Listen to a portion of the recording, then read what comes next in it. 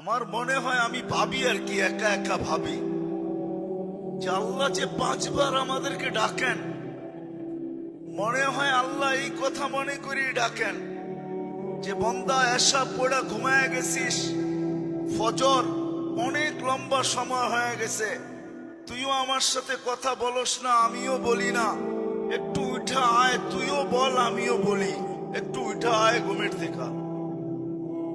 আমার মনে হয় এই জন্য ফজরে ডাকেন যে লম্বা সময় হয়ে গেছে তোর সাথে, তুই ঘুমের ঘরে ছিলি, কথাবার্তা তোর সাথে হয় না, তুইও বলস না আমিও বলি নাই, একটু ঘুমের থেকে উঠা আস, তুইও বল আমিও বলি। কেন নামাজে তো কেরাত আছে, কেরাত তো আল্লাহর কালাম। আবার যখন জোহর হয় তখন মনে হয় আবার বলে কাজে কামে ব্যস্ত হয়ে গেছিস, আয় একটু কথা বল।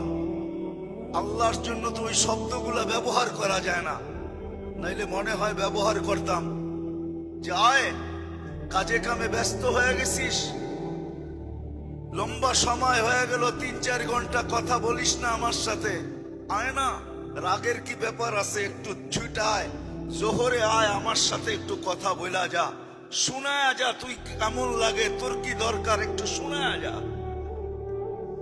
আমার মনে হয় কথা বলার জন্য ডাকে, নামাজের জন্য ডাকে না।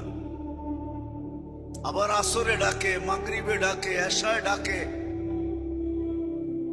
আবার যখন এশায় ঘুমায়া যায় তো বন্দা ভাবে যে আমি তো বিছনায় চলে গেলাম, কিন্তু আল্লাহ বলে না, তুই বিছনায় যাস নাই, এশা পড়ছিস মানি অর্ধেক রাত পর্যন্ত তুই আমার কাছেই আসস। তুই যদিও ভাবস তুই বিছনায়, কিন্তু আসলে তুই বিছনায় না, তুই আমার কাছেই আসস অর্ধেক রাত পর্যন্ত।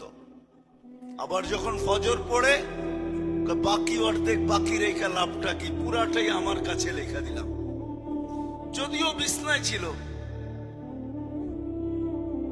মনে হয় এই জন্য নামাজ।